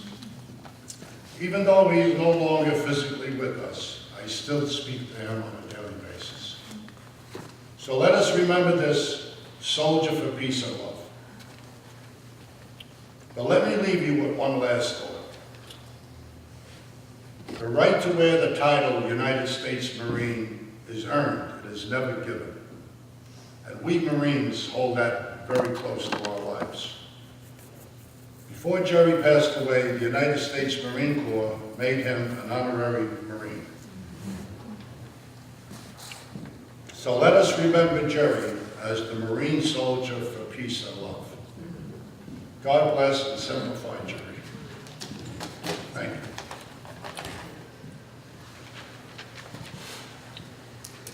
After hearing everything I've heard today, I'm absolutely blown away. I didn't know Jerry very well. He was one of these rare people, as we know, that never ever met a stranger. And that's a gift he gave us. A gift he gave me was his friendship. I'm with the Iwo Jima Association of America, so I had a chance to take or go with Jerry a couple of years ago. So we made a couple trips to Iwo, and there's a retired Marine aviator. Iwo Jima is kind of our mecca. So a couple of years ago, I get to meet him and discovered that we shared a lot. As Jerry was such a dynamic personality. No matter what it was, you shared something with him. So we had a love of flying. We had a love of shared a love of golf, and just basically a love of life. I envied him greatly, even though I was an aviator. I never got a chance to fly the P-51. I was flown slow as a helicopter pilot for 20 years. The P-51 was one aircraft that I just wanted so badly to fly. I never got a chance. And so I was very envious when I would see these pictures and photos of Jerry with his P-51. He's got gray hair, a mustache, and he's got that helmet bag slung over his shoulder, leading an aircraft. And I never got a chance to do that. I'm going to tell you a few things that you already know and already heard, but like Ed, I went over this 422 times, and I'm going to say it. If I don't stick with this script, I'm going to really screw it up. As we know, Jerry was more than a pilot. Husband, father, grandfather, teacher, healer, author, lecturer. He filled more living in one lifetime than can be filled by most in 2 lifetimes. As I said, I envied Jerry this flying it up to the very last. But on the ground, Jerry was a healer to those who needed a path to peace in their own minds and from the horrors of war. Jerry was a man who aided in bringing understanding between the land of the rising sun and countries literally. And he invested in bringing peace and understanding to individuals. I regret that I never had a chance to really chat one-on-one with him because he was so busy every time he went to Iwo Jima. He was on call 24/7, and people took advantage of that. And you know Jerry, he never turned down a chance to talk to somebody or lend a helping hand. So, but one afternoon after we got back from our Iwo Jima trip, I had a spare several hours. I kind of put the word out that I was going to go find a golf course in Guam, and I was going to go get in 18 holes. And lo and behold, about 3 hours later, I get a tap on the shoulder. I said, "You going to go play golf?" I said, "Yeah, when? Well, I've got a 9 o'clock tee time. Can I go?" Of course. So Jerry and I and another wonderful Iwo Jima vet, Carl DeHaven, and another friend of ours, all piled in a car, and away we went. Well, this was a chance for me on a golf course. You may or may not, you get a chance to share a lot of stuff. You really get to learn a lot about people on a golf course. One of the things is, you make small talk and you learn about integrity and character, a lot of other things. And I had no idea of Jerry's skill on a golf course. So I'm sitting here and hitting the ball. And I'm dribbling my 20 yards with my 160 pounds behind it. Here's Jerry driving the ball down, right down the middle, 210, 2-5. I said, holy cow, Jerry, you've played this game before. He said, well, yeah. And Jerry was so modest, yeah, I played this game before. So we started talking a little bit, and I said, well, Jerry, what'd you do after the service, after you got out of the Army? He said, I had PTSD. I said, well, that's pretty general. He said, well, I had it so bad I couldn't keep a job. And I said, well, it looks like you did pretty well through your career. He said, well, yeah, those first years were tough, and I had to make a living. I said, well, how did you do that? And then I learned, as we heard earlier, he was pretty good at the game of golf. As a young man, and then in college, he did very, very well. And he said, I was a golf hustler. He said, I would go to the golf courses and the country clubs and sit there and watch guys for a while, and then I would make a few side bets with them on a game, and that's how I made my living, by hustling and betting with these guys that thought they were pretty good golfers. So that kind of fits with the fighter pilot's ego. So as he was finishing the conversation, telling me how he did this, he hits a little chip, and it lands about 40 feet from the cup, still on the rough. And he's telling me how he did it. And just before he tells me he was hustling, he said, I kind of did it like this. And he chips the ball, goes, bounces about 20 feet, and then it rolls to about an inch in the cup. And he said, that's how I did it. So I have no doubt. Jerry may not have believed in God, but I think we know where he is right now. I think he's probably taken an early tee time and probably paid 18 holes so that he can take a flight in the afternoon. So with that, I'm going to presume Jerry's living John Gillespie McGee Jr.'s poem, High Flight. If you allow me, I would like to read that. Oh, I have slipped the surly bonds of earth and danced the skies on laughter's silvered wings. Sunward I've climbed and joined the tumbling mirth of sun-split clouds. I've done 100 things you have not dreamed of, wheeled and soared and swung high in the sunlit silence. Hovering there, I've chased a shouting wind along and flung my eager craft through footless halls of air. Up the long delirious burning blue, I've topped the wind-swept heights with easy grace where never lark or even eagle flew. And while with silent lifting mind, I've trod the high, untrespassed sanctity of space, put out my hand, and touched the face of God. Rest in peace, my friend.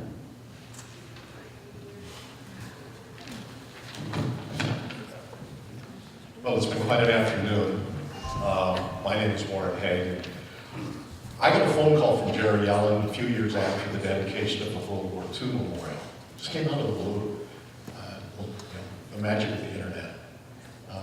He found out that I was off in California doing little digital stories with kids who were either terminally ill or had disabilities, and they'd chosen to kind of extend their lives by interviewing World War II veterans and documenting their experiences in little 3 to 4 minute videos. This is back a lot of years ago. Hundreds and hundreds of these have been made. Jerry was intrigued by that. He says, I'm a World War II veteran, and I've got a great story, I think. I said, well, where are you living? He says, well, I'm in Iowa. And I said, well, I'm in California.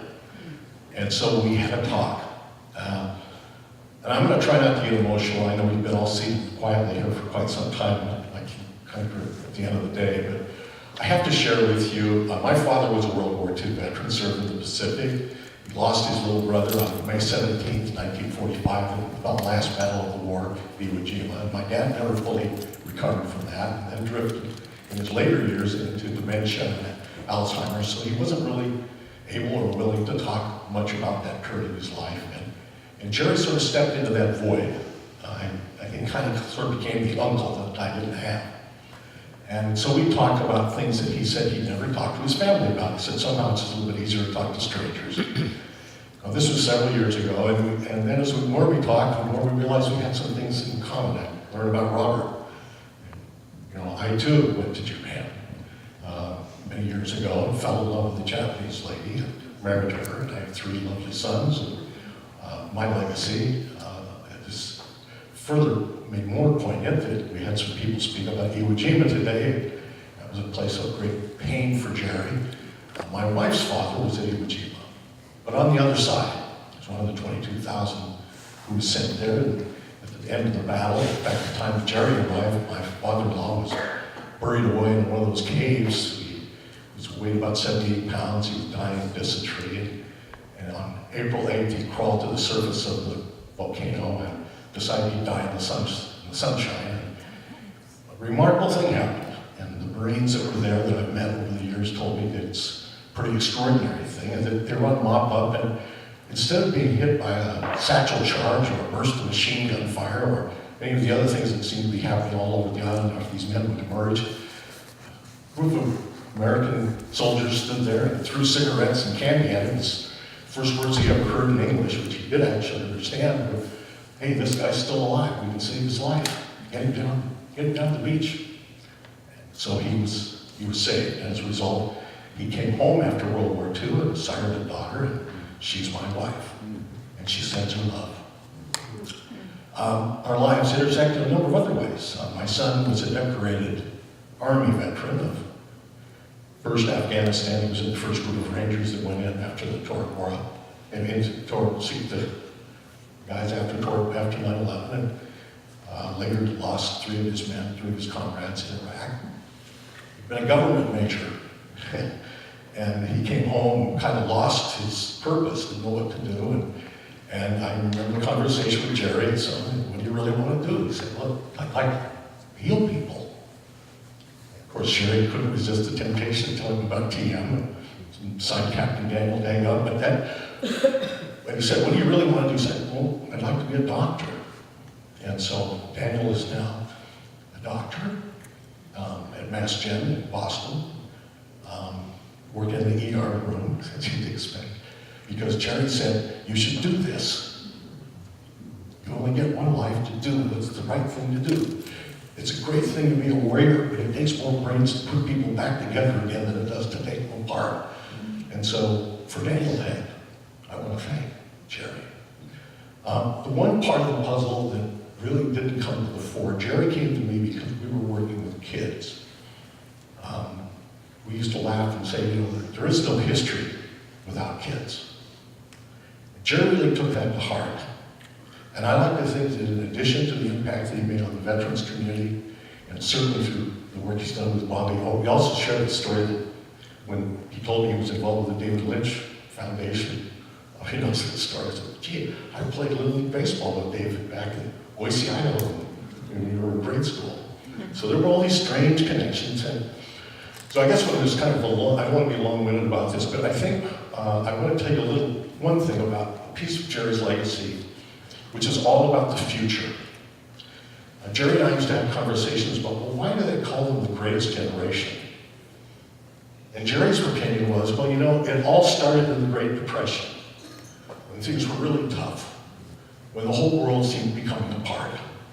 And then came World War II, and people my age, we stepped up, but you know, the finest part of it was when it was over, what this country tried to do for the world.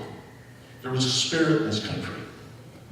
And a few years later, I introduced him to Ernest Borgnine, the actor, who was also a World War II veteran and was very active in Veterans Affairs. And the two of them appeared together in Washington, D.C. as part of the Memorial Day Parade. And Jerry, at that time, that was the first time that he wanted to lay a wreath for his wingman and all of the others that he wanted to remember on Memorial Day.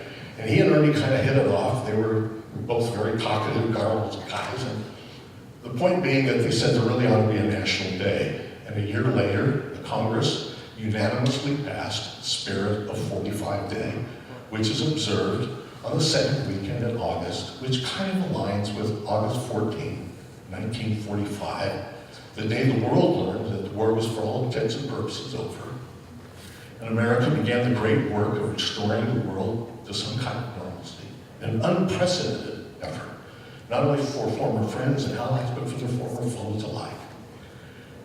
And of course, who to be the national spokesperson for an effort like that, with the pilot that was flying down in the skies that day. So Jerry has a personal day. It's National Spirit 45 Day. It's observed in communities around the country. And over the next 3 years, we'll be building for the 75th anniversary of that day in 2020. And we want to thank your daughter for all the great work that she's done. The point is that if you want to keep Jerry's legacy alive, tell a kid. One of the most profound impacts Jerry had in the communities of interest that he visited with were with young people. And I mean young people. I mean third graders, fourth graders, fifth graders. And he didn't spend a lot of time talking about war. He started talking to them about accountability and the things you can do with your life and the world depending on you. I remember one time he used to say, I love seeing the future. And the kids would all turn around and look behind them. No, it's you, he'd say, looking at you. So what I'm here to say today is that it's Jerry's spirit that animated so many of these comments that were made here today, but also animates the spirits of so many of the hundreds and thousands of kids that he had an impact on over the years that he and I worked together on this common cause. I intend to continue best I can, but I'm to be proud to say that this photograph is carried in Veterans Day parades around the country as more and more youngsters show up to take the place of the veterans. And on Memorial Day, there will always be someone there to speak about Jerry's commitment to Phil and place a wreath for him at the Air Force Memorial and at the National World War II Memorial. And every second Sunday in August, there will be a moment where Jerry's words will be read at the National World War II Memorial to remind people what we were fighting for, which was peace, which was for a better world. So on that note, I want to thank the family for giving me this opportunity to share that with you. And I know Jerry will be with us in all these different manifestations, long, long after all of us have been part of this room and this great sphere. So thank you again. Well, they say you should never meet your hero because they'll always let you down. I had seen him around Fairfield, but I only really met Jerry learning an advanced transcendental meditation technique over 25 years ago. I was 16 and he was 67, a spry 67. And my initial assessment was that he was just some old guy, because when you're 16, in the very best case, you're just an inexperienced idiot. But Jerry and I grew close in 2003 when I joined the United States Army. I had felt the call at 28, much the same as Jerry had at 17. My call was one of service, but Jerry's was one of vengeance. A vengeance against those who had attacked our country. And it's that vengeance that made his journey all the more remarkable. He understood completely what it meant when I had joined, even before I fully had. You're not supposed to join the Army when you're a Jewish Harvard graduate, and certainly not if you're a practitioner of transcendental meditation. But Jerry understood why I felt that call. And when I saw him after I signed up, he never asked why. He just smiled at me with that twinkle in his bright blue eyes and said, "Good for you." While I wasn't looking for his approval, his validation meant everything. When I deployed, Jerry always went out of his way to check in with my family, to see how I was doing, and it was those considered gestures that made him special to all of those of us who knew him. But I'd like to speak about the journey that Jerry made, the one that I'm in the unique position to tell you about. A journey that made him so special to every veteran who heard his story. The obvious thing for me to discuss would be to talk about the hero that Jerry was, rather than the hero Jerry became. The first hero became a pilot at 19, flew strafing runs in Iwo Jima, led air missions in the Pacific, including the final combat mission of World War II, where he lost yet another friend in his squadron, totaling 16 young men gone. Names Jerry would carry with him all his life. But the more unique story is of the hero that Jerry became, a man committed to the healing and betterment of humankind. His journey of love and light, a journey that made Jerry a hero to so many of us decades after his war. That journey involved his learning transcendental meditation, centered around his son, Robert, going to Japan and introducing his father to Robert's soon-to-be father-in-law, and about finding friendship with an old enemy. It led Jerry to don his old uniform to speak to audiences around the world about his experiences at war, about building bonds of trust and love that can overcome past divisions. I had heard this story so many times I could almost recite it from memory, as I'm sure most of us could. And the most recent being the last time we saw one another in October. But each time Jerry told it, he made it unique and special, every single time. Jerry's journey to light was driven by love. As he told us all, he was a broken man after the war. Never damaged enough to quite be shell-shocked, but damaged by the deepest scars. Jerry struggled to overcome the wounds of the mind and of the soul. But Jerry told us the war was easy, coming home was hard. But like most normal people, I couldn't appreciate this too until I came home from war. I was older and I had numerous tools to help me cope, but I still got so close. So very close to losing it. And Jerry had none of these tools, and he had to overcome it all on his own. For the next 30 years after his return, Jerry often told us he lived not as a human being, but as a shell of a man. For his wife, for his sons, for the rest of his family, it could not have been easy. At war, Jerry experienced the awe of an endless sky, making his earthbound return to the United States all the more harsh. When you think about it, when soldiers go off to war, their families go as well.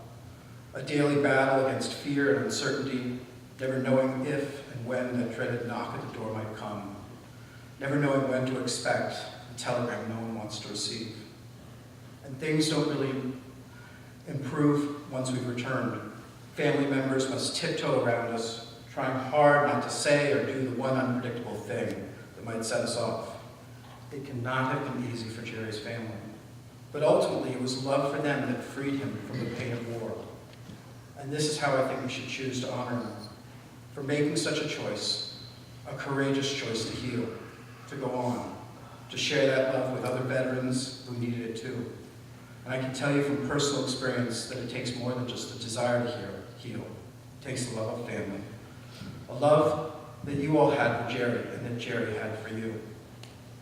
The courage to heal his mind through following his wife's guidance to learn transcendental meditation was the same courage that brought Jerry to Japan to sit down with Taro Yamakawa, not only to meet him, but to befriend this man who had once been an enemy, who Jerry had been trained to hate and to kill, but to be able to call Taro his brother. And though he would brag about all his grandkids, it was his 3 grandchildren who were half American and half Japanese that I think helped heal his soul. It was this courage, this bravery to face down his demons and walk away. Like the cocky fighter pilot who flew his first solo mission at 19, that instilled in all of us this belief, a belief that Jerry might just live forever. Indeed, even in my last real call with him, when I asked him how he was, he answered, "Well, I'm doing pretty well, but I'm in hospice." When I replied by expressing my disappointment with a choice 4-letter word, he replied, "I'm 93 years old, buddy. I've had a good run." I spent the rest of the phone call thanking him. I thanked him for being an example of courage to heal. I thanked him for being a light, guiding so many of us towards hope and recovery from the invisible wounds of war. I thanked him for the love that he gave and showed us all. When I got off that call, I cried, not so much out of sadness, but of gratitude. Gratitude to have been so blessed to say to a man such as Jerry how much I loved him and how much light he had brought to my life and to all of ours. And so it comes time to say goodbye to that toothy grin, to that twinkle of the eye, to a man of courage and wisdom, to a soldier of hope and fortitude, to a fighter pilot who fought for peace and who painted our skies with trails of love and light that now stretch to eternity. To my mentor, to my friend, I can only thank you for being there for me, for being there for us all. I did what they said not to do. I met my hero, and how glad I am that I did. I salute Captain Jerry Yellin of the United States Army Air Corps today, as I did on a beautiful spring day on the sacred steps of the Tomb of the Unknown Soldier. I had to tell you that I look forward to our next meeting, upon that endless horizon of love and light. May God bless you on this next journey, Jerry. It will surely be your greatest flight ever. Godspeed. So now I have a video. It's a video centered around family. And it starts off with my brother, David, who's not here, but is a wonderful folk singer singing. I apologize because the sound, it's not recording quality sound, but it's okay. I also apologize to friend Neil, Graham Nash, and Paul McCartney for copyright infringement. I'm glad Richard Bourne is not here. And you'll see Jerry talking. There's a video of Jerry talking, and that takes place on Guam the day before he went back to Iwo Jima for the first time, or actually the second time, but the first time as a civilian in 2010 when Robbie and I went with him. And he's talking there. And then after that, there's some pictures, and it's actually intermixed the pictures from 2010 and 2015. When he's in civilian clothes, that's from 2010. When he's in his Army uniform, that's from 2015.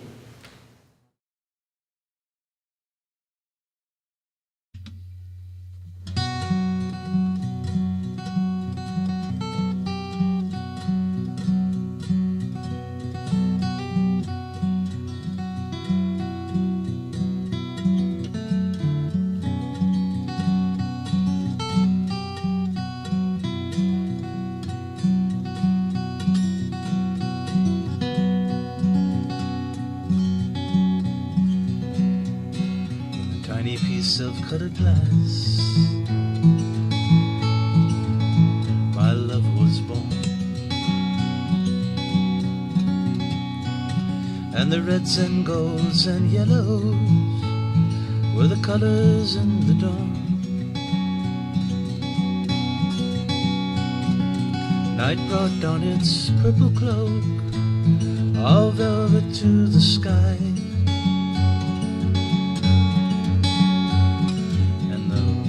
Wheeling, spinning on Jersey Thursday.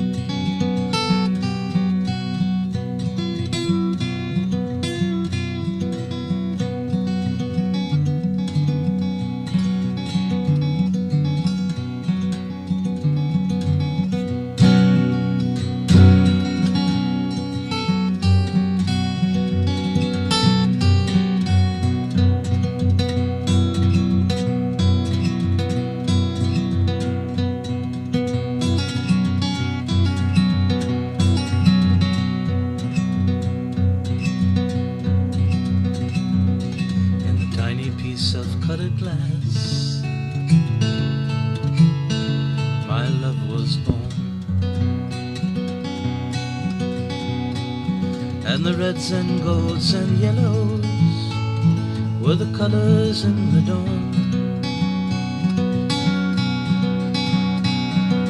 Night brought down its purple cloak, all velvet to the sky. And the gulls are wheeling, spinning on Jersey Thursday. Gulls are wheeling, spinning on Jersey Thursday.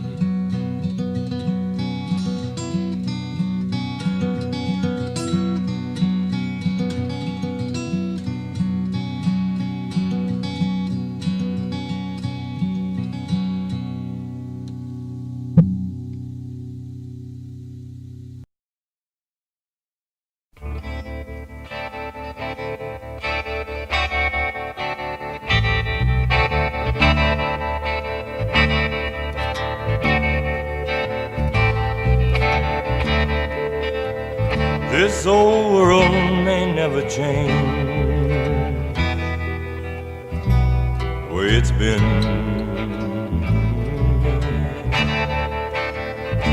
And all the ways of war can't change it back again. I've been a-searching for the dolphins in the sea.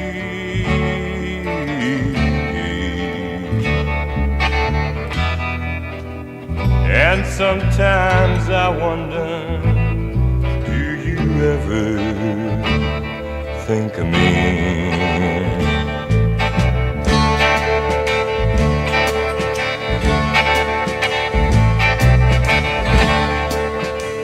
I'm not the one to tell this world how to get along. I only know that peace will come when all hate is gone. I've been a-searching for the dolphin in the sea.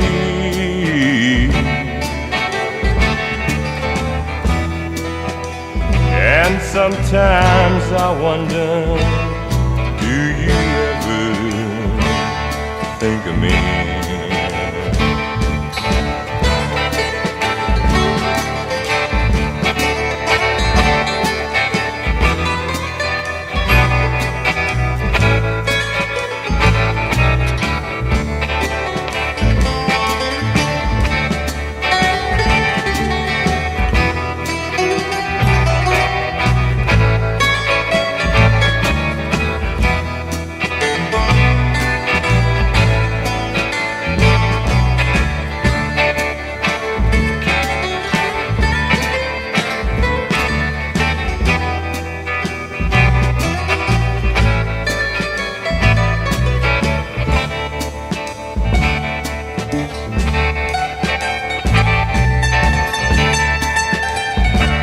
Sometimes I think about Saturday's child and all about the time. The pictures that we saw of what went on during the invasion are pictures that I've had in my mind for 65 years. And there wasn't a day that I was on Iwo Jima that I didn't think about home. And in the 65 years since I've been there, there hasn't been a day that I haven't thought about Iwo Jima and the people that I flew with and the people that I lost. I might not get through this little presentation. It's a very emotional day for me. I have two of my sons are here, and I have a Japanese grandson. My son Robert married in 1988, and he has 3 children, and Simon Yellin, my grandson, is sitting over here, and it's a very touching day for me to be here. I was over Tokyo on August 6th when they dropped the atomic bomb, and I came back, and we were celebrating Back Alive in 45. We knew the war was over. And then Nagasaki on the 9th of August, and it wasn't over. On the 13th of August 1945, they posted a new mission for us to fly on the 14th. And we went to a briefing, and we asked Taft why. And he said, we have to keep them honest. We have to go on another mission. And my wingman for that day was Phil Schlomberg. He was 19 years old enough to fly a P-51, but not old enough to get a driver's license to drive a car in New York City. And he leaned over to me and he said, Captain, if I fly, I'm not coming back. And I said, what do you mean? And he said, well, I just have a feeling. I said, well, don't go. He says, no, I'm going. I went to Taft and I told him what Phil Schlomberg told to me, and he said, the only person who can get him off this flight is Doc Lewis. He was our flight surgeon. Go talk to him. But you have to get Schlomberg's permission to talk to him. When I told Phil that, he said, no way. On the morning of the 14th, when we took off, just before we took off, I said, just stick close on my wing. The war is over. They're going to broadcast the code word Ohio. We'll turn around and we come back. And he was on my wing going up. We got near Japan where we had to drop our external wing tanks. Nobody had heard the code word Ohio. And so we dropped our tanks and we went in on strafing airfields and Kampe plains and in and around Tokyo. And when someone called in 90 gallons of gas, the whole squadron had to go back. Somebody called in 90 gallons. I looked over. Schlumberg was on my wing. And we entered into a cloud and we came out and he was gone. There was no visual contact, no radio contact. When we got back to Iwo Jima, we found out that the war had been over for 3 hours while we were fighting. It's probably likely that Phil Schlumberg was the last man killed in a mission over Japan in World War II. I took his stuff, his emblems and his lieutenant bars and his wings to his family in Brooklyn, New York in December, just before Christmas when I came home. And his mother said to me, "It should have been you who died, Captain, not me, not my son Philip. And I hope you never sleep a night in your life like I can't sleep." And that was my introduction into civilian life.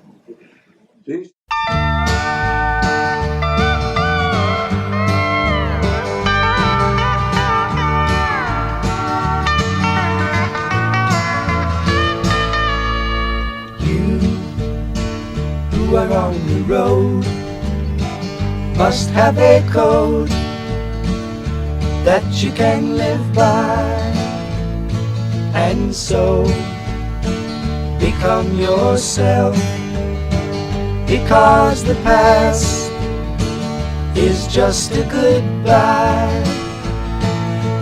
Teach your children well, their father's hell did slowly go by, and feed them on your dreams, the one they picked, the one you know by.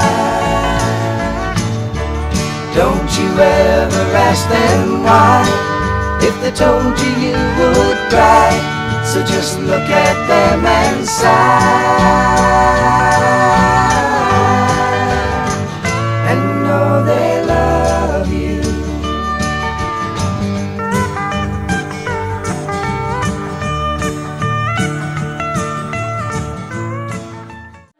For he's a jolly good fellow, for he's a jolly good fellow, which nobody can deny, which nobody can deny, which nobody can deny.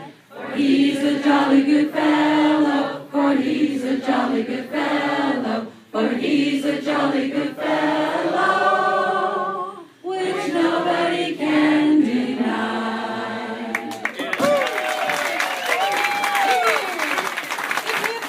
Hip hip hooray!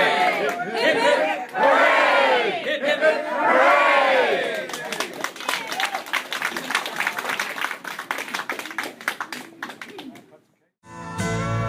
And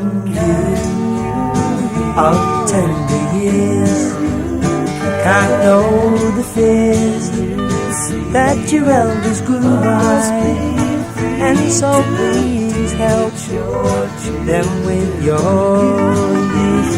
They see the truth before they can die. Teach your parents well, their children's hell will slowly go by, and feed them on your dreams, the one they picked, the one you know by. Don't you ever ask them why, if they told you you would cry, so just look at them and sigh.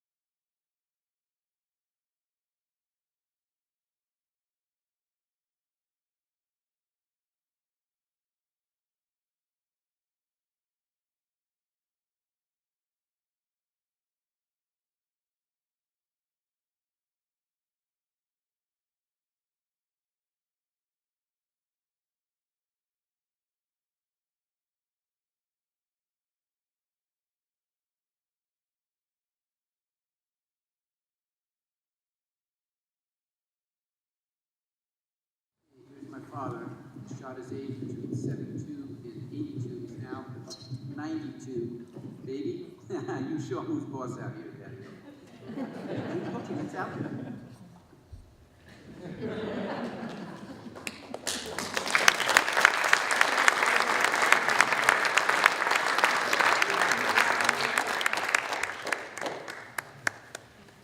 Remarkable life. And thank you all for coming out. Frank Hughes is going to play caps. If you all could stand for a moment of silence, that please.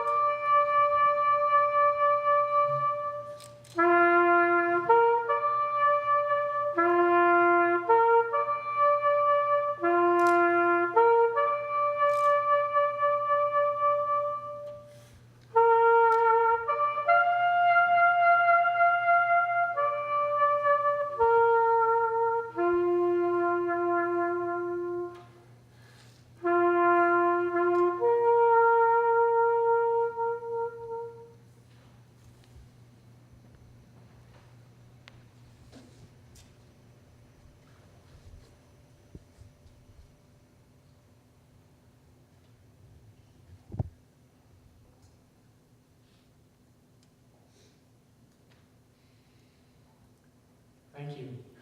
Thank you all for being here.